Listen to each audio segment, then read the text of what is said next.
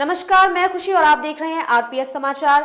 आइए रुक करते हैं आज की बड़ी खबर की ओर। श्रीमद् भागवत कथा 5वें दिन श्रद्धालुओं को सुनाए श्री राम और श्री कृष्ण जन्म की कथा। बालाजी मंदिर पीटीएस के पास काली मिट्टी उन्नाव में चल रही श्रीमद् भागवत कथा के 5वें दिन कथा व्यास किशोरी राखी द्विवेदी ने बताया कि किस तरह से अयोध्या में भगवान राम का जन्म हुआ और उनका नामकरण संस्कार किया गया और उनके दर्शन के लिए भगवान शिव हनुमान जी के साथ पहुंचकर दर्शन किए। इसके बाद कथावाचिका ने देवकी की गर्भ से 8वीं संतान के पैदा होने के बाद वासुदेव जी महाराज भगवान कृष्ण को बदलकर उनकी जगह पर योग माया को लेकर आए। भगवान कृष्ण को गोकुल में यशोदा मैया की गोद में देकर आ गए। यशोदा मैया की गोद में तो कन्या पैदा हुई थी। भगवान की लीला हुई। वासुदेव जी को आकाशवाणी से हुक्म हुआ कि लाला को नंद बाबा के घर यशोदा मैया के पास छोड़कर कन्या को लेकर वापस कंस की जेल में आना है।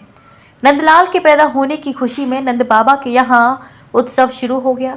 बधाई देने वालों का तांता लग गया। इधर कंस को जब पता चला कि देवकी की 8वां बच्चा पैदा हो गया है, उन्होंने बच्ची को मारने की जब कोशिश की, वह योग माया का रूप लेकर आकाश में चली गई। वहां उन्होंने भविष्यवाणी की कि तेरे मारने वाला तो गोकुल में पैदा हो चुका है। कंस ने सभी नए जन्मे बच्चों को मारने के लिए पूरी कोशिश की, परंतु वह किसी भी तरह भगवान कृष्ण का बाल भी बांका नहीं कर पाए। इस तरह से बहुत सारे अत्याचार किए, परंतु भगवान अपने बाल रूप में अनेक लीलाएं करते आगे बढ़ते गए।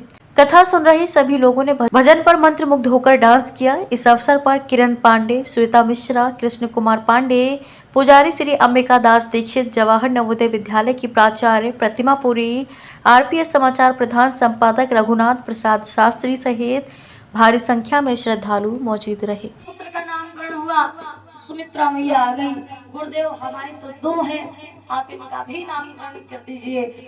गुरुदेव कहते हैं महारानी, लक्षण धाम राम प्रिय सकल जगत आधार, गुरु वशिष्ठ ते ही राखा लक्ष्मण नाम उदार।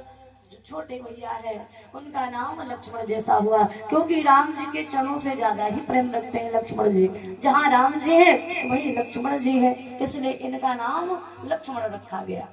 जो सबसे छोटा पुत्र है, बोले इनका नाम कुछ अलग होगा। क्यों अलग होगा? क्योंकि ये शत्रुओं का नाश करने वाले हैं, इसलिए देवी कि जाके सुमिरन तेरे पुनाता और नाम शत्रुघ्न वेद प्रकाश।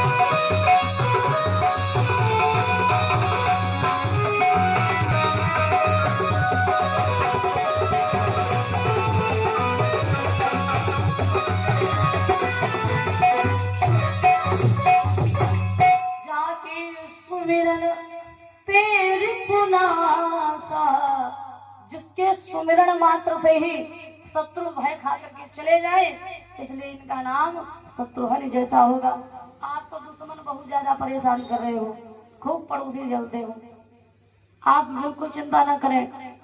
जितनी रामचरितमानस में चौपाइयां हैं, इनको सबको बिल्कुल मंत्र समझ लीजिए, बिल्कुल पावरफुल। आप 108 बार इस चौपाई को गाना चालू कर दीजिए, रोज प्रतिदिन 108 बार पढ़ दीजिए। जाके सुमिरन तेरे पुनासा नाम शत्रुघ्न वेद प्रकाशा। देखिए जो दुश्मन है ना, खुद ही आपके आगे हाथ जोड़ने लगेंगे, भैया क्या उपाय कर रहे हो, हमको भी जरा बता दो। हम आपसे हाथ जोड़ के माफी मांग रहे हैं। जितने शत्रु हैं सब डर जाएंगे। क्यों? इस मंत्र में, इस चौपाई में इतनी शक्ति है कि अच्छे अच्छे शत्रु भी दूर हो जाते हैं। ऐ मेरे माई भाई, चारों का नामकरण हुआ। ये चारों माताएं बड़ी खुश है। नामकरण हुआ इसके लिए भगवान के यहाँ आनंद हुआ। अपने लोगों के यहाँ ज्यादा से ज्यादा एक हफ्ते, एक महीने तक आनंद होगा। खूब ढोलकी बजाई जाएगी। जब किसी यहाँ बालक आता है, ये बालिका आती है, तो एक महीने तक ज्यादा ढोलकी होगी, बजेगी। लेकिन भगवान के लिए 6-6 महीने तक आनंद हुआ। एक खूब ढोल नगाड़े बजे, खूब मंगल गीत गाए गए। ऐसा उत्सव अयोध्या नगरी में चल रहा है। मैया कौशल्या भगवान को लेकर के जाती हैं और बढ़िया सुंदर सा प्रातः काल का समय है। स्नान करवाया। स्नान करवाने के बाद देखा कि भगवान सोचे यही अच्छा मौका है मैया को दर्शन देने का। एक बार जननी अनहवाए, करी श्रृंगार पलना कोढ़ाए। क्या जब से भगवान ने जन्म लिया था, जिस दिन से आए थे, उस दिन से क्या एक ही बार अपने जीवन में स्नान किया? स्नान तो कई बार किया होगा, लेकिन पूज्यपाद बाबा गोस्वामी जी कहते हैं एक बार जननी अनहवाए, एक बार मैया ने स्नान करवाया। वो समय, वो घड़ी, वो पल कुछ अलग ही था। अलग क्या था? मैया ने भगवान को स्नान कराया और स्नान कराने के बाद पालने में ओढ़ा दिया। देखा गया, भगवान ने सोचा यही अच्छा मौका है। ये भगवान ने चतुर्भुज रूप धारण कर लिया। शुक्लांबरधरवं देवं शशिवर्णम चतुर्भुजम, चार भुजाएं, एक किरीट, कुंडल, कौस्तुभ मणि। ये बड़ा सुंदर सा दिव्य रूप भगवान का। यह देख करके मैया सोचने लगी, अरे ये तो मेरे इष्ट आराध्य देव हैं। मैया तुरंत ही गई कि निज कुल इष्ट देव भगवान, पूजा हेतु कीन स्नाना। मैया दौड़ के गई, स्नान किया। ये तो मेरे इष्ट आराध्य देव है। पूजन की थाली सजाई और सोचा भोग बना लूं। मैया रसोई घर में प्रवेश करती हैं, बढ़िया सुंदर सा भोग तैयार किया और भगवान का पूजन किया। लगी भोग लगाने। ऐ मेरे माई भाई, माताओं को रसोई घर में कभी भी बिना स्नान किए प्रवेश नहीं करना चाहिए। जो माताएं बिना स्नान किए रसोई घर में प्रवेश करती है, उसके घर में दरिद्रता आ जाती है, फिर गरीबी आने लगती है, फिर इतनी आपत्तियां आती हैं कि आप यही कहोगे लगता है भगवान ने न जाने किस जन्म का बदला लिया है। भगवान कभी बदला नहीं लेते हैं। अगर माता पिता ही हमसे बदला लेने लगे तो प्यारे संसार में तो अनर्थ हो जाएगा ना। भगवान तो हमारे माता पिता हैं और वो कभी बच्चों से बदला नहीं लेते हैं, जानते हो। पाप देते मुझे मेरे ही, कष्ट देते मुझे मेरे ही पाप हैं, मेरे हृदय में क्या जानते आप हैं। आप हरि रूप हैं इसलिए हरि कृपा, आप हरि रूप हैं इसलिए हरि कृपा, मुझे राघव के दर्शन करा दीजिए। कष्ट देते मुझे मेरे ही पाप है। जो हम पाप करते हैं ना, अब जाने में हो जाए या फिर अनजाने में हो जाए, इसका तो हमें पता नहीं है। जानबूझकर कभी कभी कर देते हैं।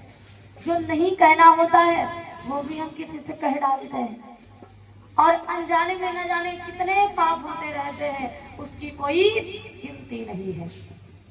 ऐ मेरे माई भाई, परम पिता परमात्मा उन्हीं पापों के लिए हमें थोड़ा सा कष्ट देते हैं, तो हम यही कहते हैं भगवान न जाने कौन सा पाप किया है जो हमें कष्ट मिल रहा है ना।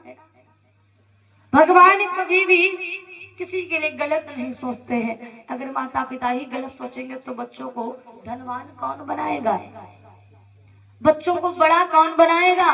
माता पिता कभी भी हमारे बारे में गलत सोच ही नहीं सकते, एक करे ही नहीं सकते। भगवान हमारे माता पिता हैं और वो कभी हमें गलत राह पर गलत हमारे लिए कर ही नहीं सकते, हमेशा अच्छा करते हैं। पूज्य श्री महाराज जी कहते हैं जो मिल जाए भगवान की कृपा समझ लेना, ये जो मिल जाए वो भगवान की कृपा समझ लेना, और जो न मिले उससे भी बड़ी कृपा समझ लेना। क्यों? अगर भगवान ने हमें ज्यादा दौलत दे दी होती, खूब सारा धन दे दिया होता, तो हम यहाँ नहीं बैठे होते, है कि नहीं भैया जी? घर में उस धन की रखवाली कर रहे होते, कोई चोर ना आ जाए तो लेकर चला जाए। फिर भगवान के मंदिर में आने से ये सोचते कैसे समय निकाला जाए, काश कोई आ जाता, कैसे कथा सुनी जाए, काश कोई 2 मिनट के लिए घर में आ जाता। अब घर में आप अकेले हो तो आएगा कौन? इसलिए भगवान ने जो दे दिया है उसे कृपा समझ लीजिए, जो नहीं मिला उससे भी बड़ी कृपा समझ लीजिए। हमेशा अपनों को नीचे देख के चलना चाहिए। अपनों से बड़ों को देखोगे तो जलते रहोगे, क्यों? हमें ये नहीं मिला, हमें वो नहीं मिला। लेकिन जब नीचे को देखोगे कि हमसे भी दुखी व्यक्ति इस संसार में है, हम तो बड़े भाग्यशाली जो छत के नीचे बैठे हैं, और ऐसे भी लोग पड़े हैं जिनके तो सर पे छत ही नहीं है। छत की बात छोड़ो, दीवारें भी आसपास नहीं है। उन लोगों का जीवन कैसा होगा ये जानते हो? जीवन बड़ा ही सुंदर है और इस जीवन को आनंदमय भाव से जीना चाहिए। श्री महाराज जी बड़ी 2 लाइनें कहते हैं, है जिंदगी कितनी खूबसूरत उन्हें अभी ये पता नहीं है, कोई बहुत प्रेम करने वाला जिन्हें अभी तक मिला नहीं है जिंदगी कितनी खूबसूरत उन्हें अभी ये पता नहीं है। ये जिंदगी है भैया, जब तक संघर्ष नहीं होगा जीने में आनंद नहीं आएगा। कहते हैं ना, अरे जिंदगी की राहों में रंजो गम के मेले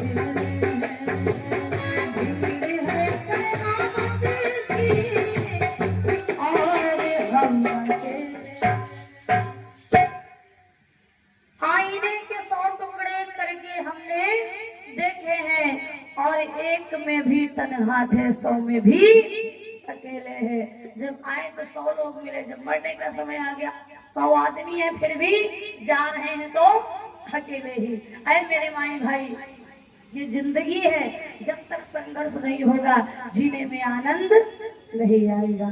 जीवन सुख दुख का संगम है ना।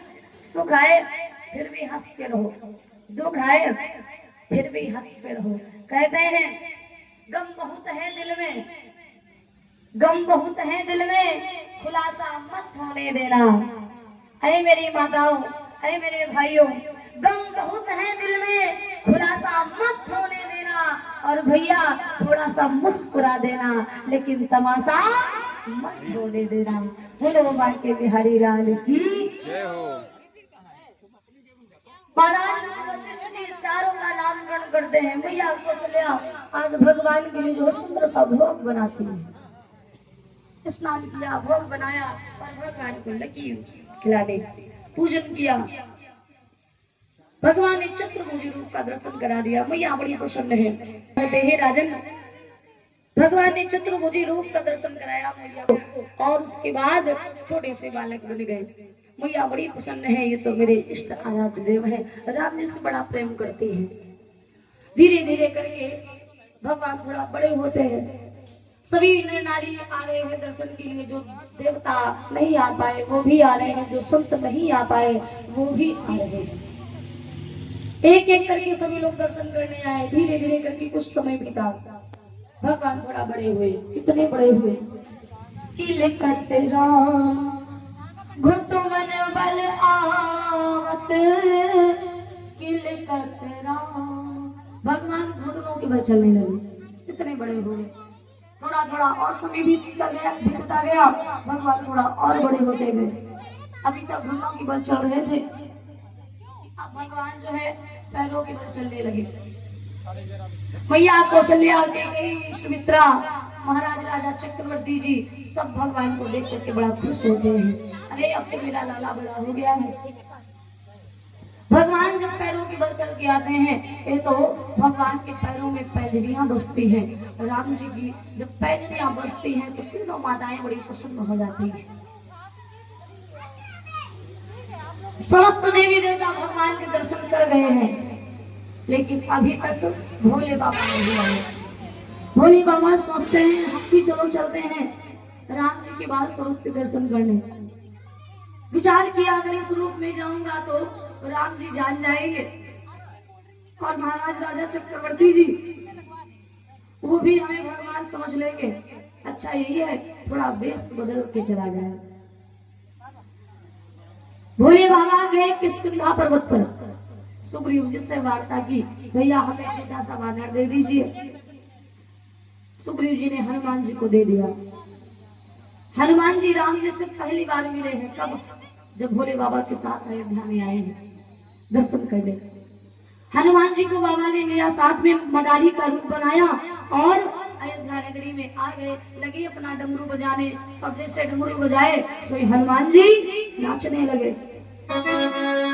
मन में इच्छा हुई राम दर्शन करूं, प्यासे नैना मुरे छटपटाने लगे।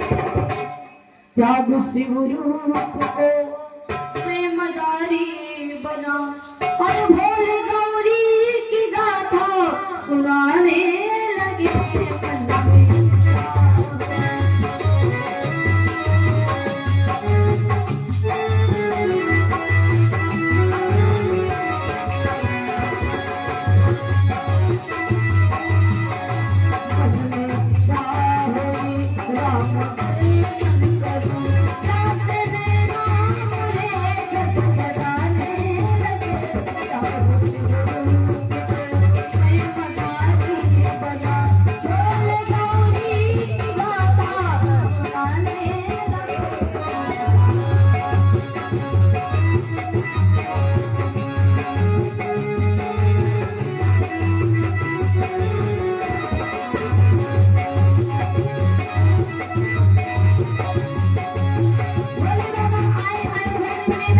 लगे डमरू बजाने, तो मकंदर नाचने लगा, हनुमान जी नाचने लगे। सभी अयोध्या नगरवासी वहां पर आ गए। राम जी की कान में आवाज पड़ी, राम जी ने पिताजी का हाथ पकड़ लिया, पिताजी हमें राम मदारी का खेल देखना है। महाराज राजा चक्रवर्ती जी आज अपने चारों बेटों को लेकर के पहुंच गए बाहर। भैया थोड़ी आवाज बढ़ा दीजिए।